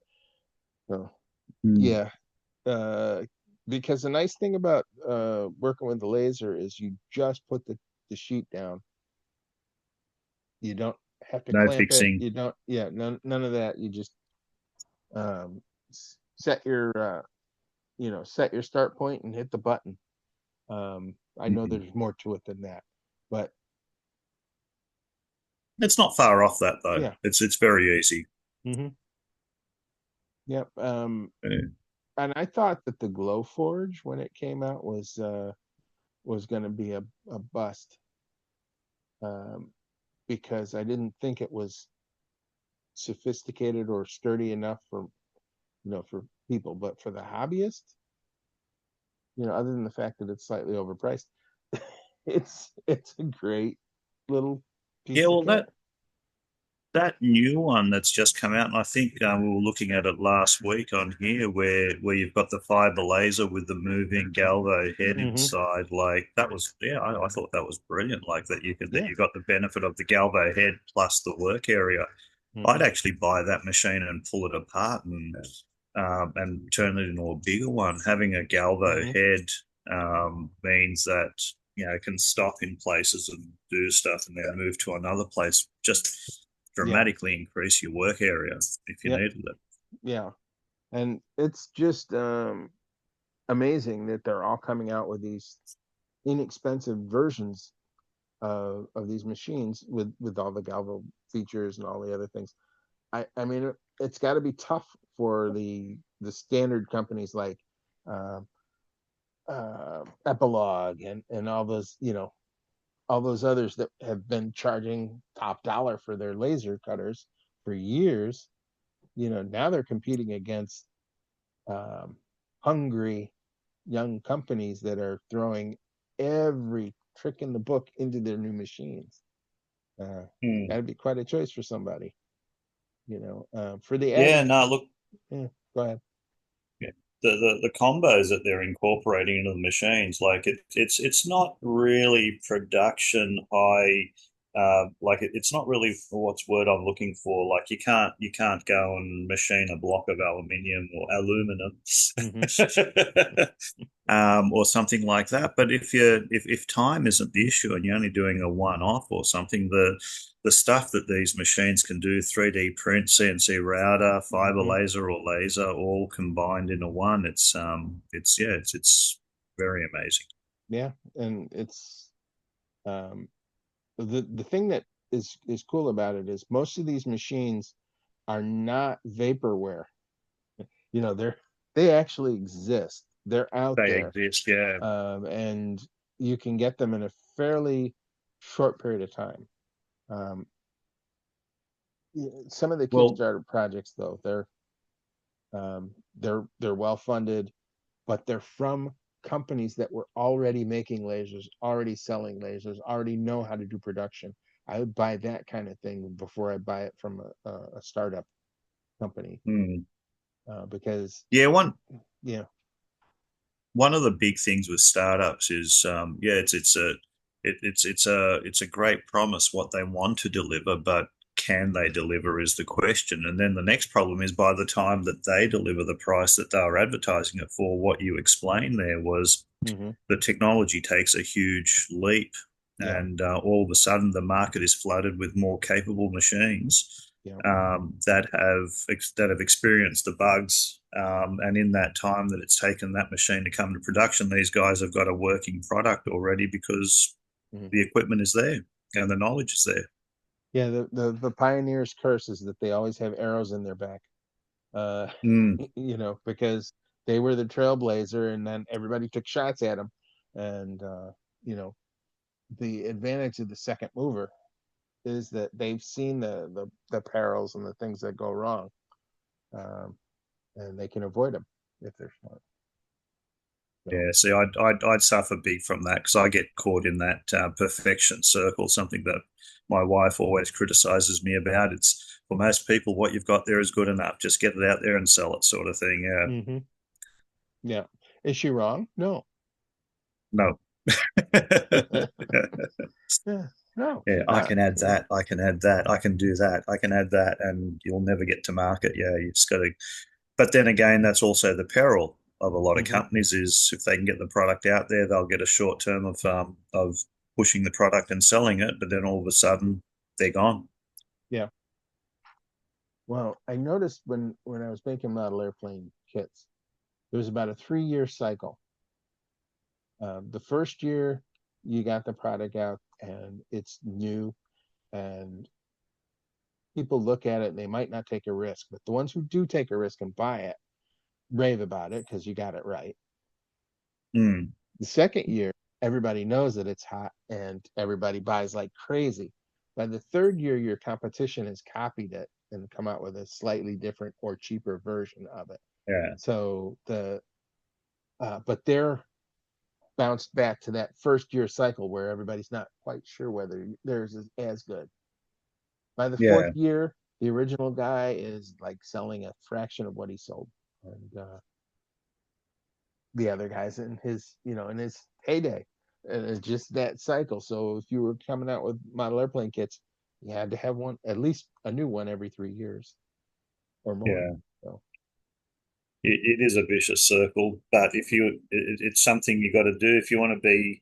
I guess if you're making something, you get whatever the best is currently right now, and even if it costs a bit more, if you've got the market for it and you can sell the product, it'll pay for itself and you'll make money anyway. And then when the new one comes out, you wait for whoever has the best product, then you go to the next product, or you buy the next product for whatever it is that you're building or making. But yeah, you can't stop and sort of dwell on, will I wait another month to get a better one? You just get it, buy it, make it work. By the time those guys build up a reputation or a following, hopefully you've made your money back. Yep, there's 2.2 kilowatt air cooled spindles. 5 years ago when they first came out, they were $900 just for the spindle. You can go on Amazon and have it here by tomorrow for $159. Is it any I'm better? currently, yeah, no. And that's what I say to people. What's happening is you can't say that even the cheap guy in like in one of the cheaper countries that their product is bad, because what they're doing is they're copying a working product, and even as a cheap product, all the bugs have been ironed out, and the only thing that you may have to contend with is maybe their manufacturing process for quality there. But in most cases, if you're looking at the technology side of it, after it's been out for a few months, everyone's going to have the same, if not better, technology in some cases. Yeah. I'm currently when you were saying you were on Amazon for the sales, I've been looking around on AliExpress and Alibaba. I've got my eyes on a ATC spindle. But I'm going to just wait a little bit longer. I think I'd like, for what I do at home, I don't really need an ATC spindle yet, but damn, I want one. It's kind of ATC spindle's the kind of thing that once you've got one, you don't understand how you got along without one. But it only works if you're doing multiple tool changes and the same kinds of tools. Well, over and over again. It's really once you start doing mass production of the Yeah. same part where they come into their own. But I'll Mhm. tell you what, I don't need a magazine. I just hate that nut span. Changing the tool is the big pain. Having the ability of in just manually inserting another tool in 2 seconds compared to, and I know it's only maybe a minute that it takes to change the tool, but it's just a pain. Yeah. Um, Well, when I had I had built a Grizzly milling machine, the G0704, and every time that you wanted to change the bit, you had to get out a bar to stop the spindle from rotating, and the wrenches, and you'd open up the nut and the collet. You'd take that out, put in your new tool. Sometimes you had to completely undo the drawbar so that you could put in a different size collet collet or or whatever. yeah, And so, tool changes could have been 5 minutes or, yeah. time or whatever. And they got the Tormach with the auto tool changer, and it was like,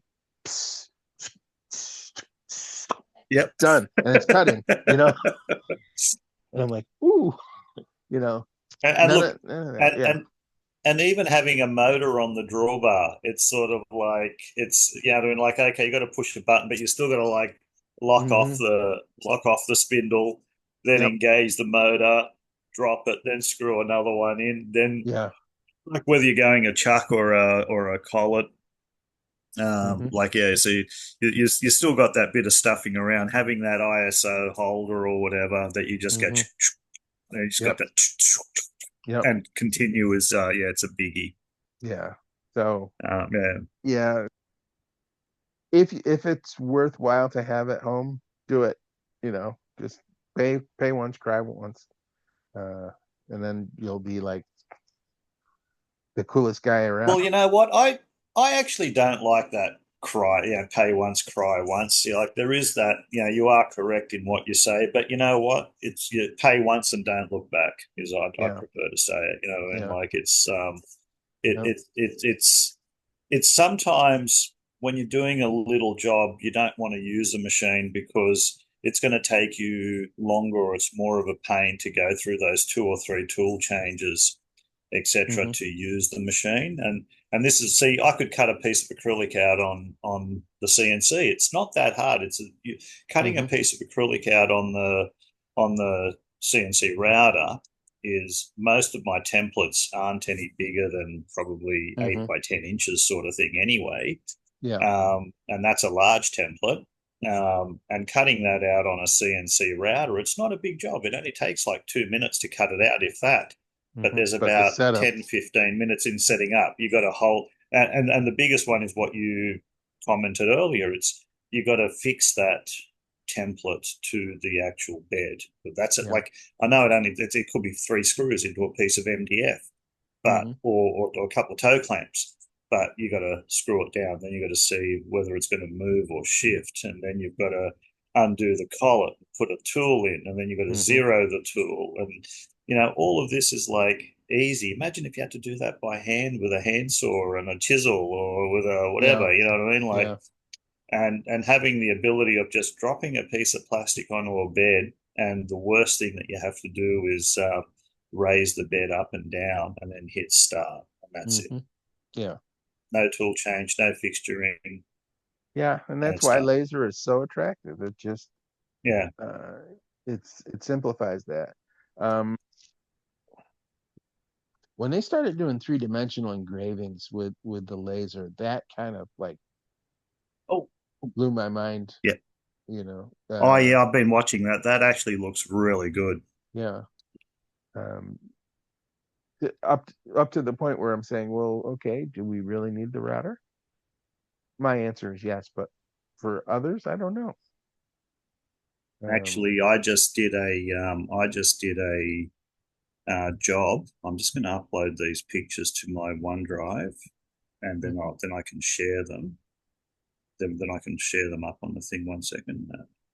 to OneDrive. And this is one of the customers that we have, or the company that I contract to has, is that, remember we were talking about that different colored MDFs? Mm-hmm. Well, the different colored MDFs, but they also do their own custom foil on top of the repeatable pattern foil, etc., for the veneer, generally stone or timber, etc.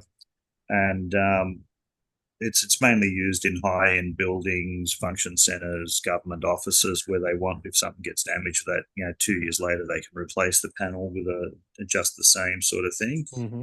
1 second. Ned, work Ned. And I'll put it in I'll put the photos where the company is that I look at. I've got all these different companies. 1 second. So, and pictures.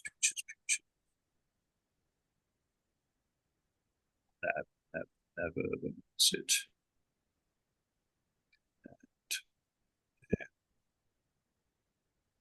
And I'll just go. Yeah, so they did this cube with a angle cut out little pocket as a display cube, amongst some other stuff. But this was one of those impossible builds. And you had to know 3D, CNC 3D. Otherwise, unless you were some Japanese super skilled woodworking craftsman, there is no way you are going to make this box. Tell me what you think. 1 second, let's go to my OneDrive. Office.com. Come on, sign in. Microsoft is so pissing me off with their bloody. Oh, I didn't have to sign in. Oh, stick your Copilot up your ass. Come on, load. Okay. Apps.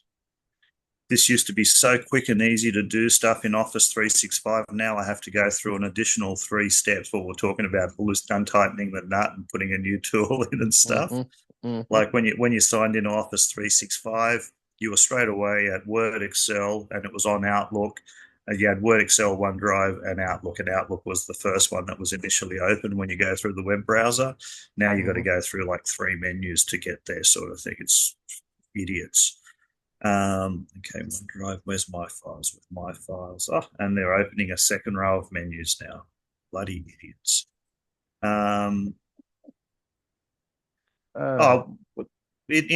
IT, 10 plus years ago, if you were designing a website or something along those lines, the idea was that the least amount of mouse clicks to get to where you want. Now it's sort of like, who cares? Make as many as you like. Make them go through numerous menus and pages to get to what they actually need. Yeah, there's a couple of schools of thought. The longer they spend on my site, the more chance they have of making a sale. That's what's going through some people's minds. But when it comes to information, when you're looking to learn something or to get somewhere or to do something, you want it as quick as possible. Particularly when it's work related. Yeah. Okay, you ready for it? I'm just about to share. Sure. You remind me of those videos where the people tell you they're about to do something and then they talk for 10 minutes as they're just about to do it. I was just making sure in case you had some, because it's going to overtake the screen. So you can see the displays that I've cut out, but they're the boxes there. Now they're 20 mil thick MDF. They're all the corners are beveled, so you can get that nice finished corner on them. Do you think you'd be able to do that on some kind of panel saw or something like that to get that finish on the actual on the outside sort of thing? Maybe on a rack. No, not even with a more because so of the inside corner there. Yeah. Those inside corners, that's the big one, particularly on the side panels. You could do all the angles on the actual inside pieces, but it's that one edge. Can you do like a mark? Is there sort of like a little laser pointer or marker thing that while you're talking that like a pointer that people can see? Or can you see my mouse? I can see your mouse. Yeah. Okay, so this area here, this is the impossible one right here. Mm-hmm. Because So of the, yeah, because of the angles to do the bevels Yeah. in there. That was done as a 3D. Remember before I did those pyramids, that was for the same company. Mm-hmm. And to if the pyramids were all the same, like if all the sides were, if it was a three-sided pyramid, Mm-hmm. sorry, a four-sided pyramid, and all of the as three-sided meaning bottom and the three sides at the top, not a four-sided Sure. around. And even, yeah, because a four-sided pyramid is not easy to do because the angles going up change. And if the only way that you could, the only pyramid that you could do is if all the top, bottom, and I can't remember what the name for that pyramid is. It's got a particular name where all of the sides are the same, like a dice. But as soon as you have a taller pyramid than the base, your top angles all change, sort of thing. Mm-hmm. So it makes it very, very difficult to do on a panel saw or something like that to cut those angles. The way that I achieved it was by doing a 3D carve of all the bevels. So I designed it with and I split it in CAD, in a 3D CAD, laid it out flat, and then machined it as a 3D. Gotcha. But this was one of those projects where the architect and the joiners, it brings them closer together. Mm-hmm. So they hate each other. From what I'm hearing in the woodworking industry is most joiners hate architects because they come up with if there's an easy way to do it, they don't do it that way. Yeah, they're trying to show off the skill of the look. Yeah, you know, they want people to talk about. I wonder how that was made. Yeah. But yeah. So there's a typical example where a CNC router with 3D design, particularly, and I think people are demanding more and more stuff like this. Yeah, did you know that the Great Pyramids don't have four sides sticking up from above the ground? Say that again. The pyramids, Yeah. the Great Pyramid, for instance. Mm-hmm. Most people think there are four sides above ground that you can see. There aren't. There are 8. There are 8 sides. Yep. Please explain. So they look like 4 sides to most people from every angle until you get in the air above them. You see that in the middle of each of the sides, it's inward like this. Oh, so they're not flat. The sides aren't They're not flat. Yeah. Is that sort of like that's actually a design thing? I'm Googling pyramids from the air. Yeah. Yeah, or like pyramids sides are not flat.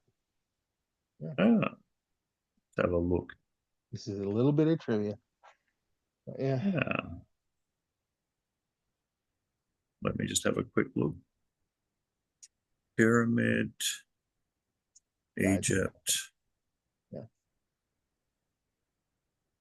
From above. Images. Well, on this the colossal one you can't see it, but there's one here that you can see that clearly. Mm-hmm. It's not by much, but it's definitely not flat. square. Yeah. Now you've learned. You can see it on. Yeah. Did someone just join us? No, not that I'm aware. Yeah, I'll open it and I'll share it. Oh, it's on Facebook. Hang on a second. Oh, it's a video. Jeez. Hang on a second. Oh, you can see it in that one. I'll just share the search. Yeah. Share and that and share. So this, okay. Yeah, on the right there, you can just see the line. line down the center. Yeah. It's if you didn't mention it, I probably would not have even looked at it. Scientists didn't look at it for years. They never, figured that out for decades probably. And then finally, And you can just slightly see it in there, and even on the ones above it. Yep. The light See, when has you to look be at that one, right. Yeah. yeah, there is just that slight crease, right? Actually, this one here shows there's a good example of it. Yep. Keeps the shadow has to be just right. So it's kind of like that little game we used to fold up with paper, and you'd write stuff on it, and you'd flip your fingers in and out, and it says, "Does she love me? Yes or no?" And then you'd open it up, and it would tell you. Yes. Yep. Yeah. It's kind of Well, like there that. you go. Yeah. Is that on all the pyramids? Because on some of them you couldn't see it, but you can definitely see it on that one there. It's my understanding it's all of them, but I could be wrong. I've been wrong before. But yeah. Because on some of them you couldn't see it, but on others there may be Definitely the ones in the a valley. region specific. Yeah. Yeah. But no, you're absolutely right. There it is there. You can see it clearly there. It's not by much, but it's definitely there. Yeah. And that makes the pyramids even cooler when you think about it. So all right. Well, it is after 9, and I know Egyptian pyramids is way off the topic for CNC router, so it's probably time to go. Well, it's not, because I actually made one on a CNC router, and now I have to go and cut 8 sides. Yeah. I remember when you did that. It was quite a challenge. Yeah, it was. It was not until you go and do, and it's only specifically when you do the 4-sided ones, your angles are different. So it's particularly if it has to be taller, the angles change. So and you can't just go out and buy a router bit to cut them out or whatever. The only way that I found, or the easiest way that I found, was to do it on as a 3D. What I did was I created the sides out of, like, I created the 5 or 4, on that one there was 4 sides out of 20 mil blocks, put them together, put cut lines in between it, and then split the sides so as that I ended up with the correct bevels in order to do it. There was no other way to do it. And I'll tell you what, it was a challenge in CAD with the Boolean to do the bevels on those internal ones. There was something about it that even the CAD software didn't really like, sort of thing. So it was a challenge to do that. It wasn't hard, but it wasn't easy, if that makes any sense. Anyway. No, it makes sense. I found a little blurb here. It says, while the Great Pyramid of Giza appears to have 4 sides, it's actually 8-sided due to a subtle concavity on each of its 4 faces. This concavity is only visible under specific lighting conditions, particularly during the spring and autumn equinox, or from the air. Yeah, no, absolutely. Yeah, you can definitely see it. And they didn't discover this until the age of aviation. So, sometime after 1907. But pretty cool stuff. Pretty cool. Anyway, you just never know what's going to come up on this. Yeah. Anyway, that time of the day. Yeah. So thank you for sharing this with us, Ned. Thanks for joining us tonight. Had a good time. If you are listening and you would like to join us some other Tuesday, we do this every Tuesday at 7 p.m. Eastern time. Come join us. There will be a link inside of the CNC Router Tips group. Thanks, Ned. You have a good day. Love to your wife. Thank you. All right. See you guys later. Have a good one. Bye. Bye bye.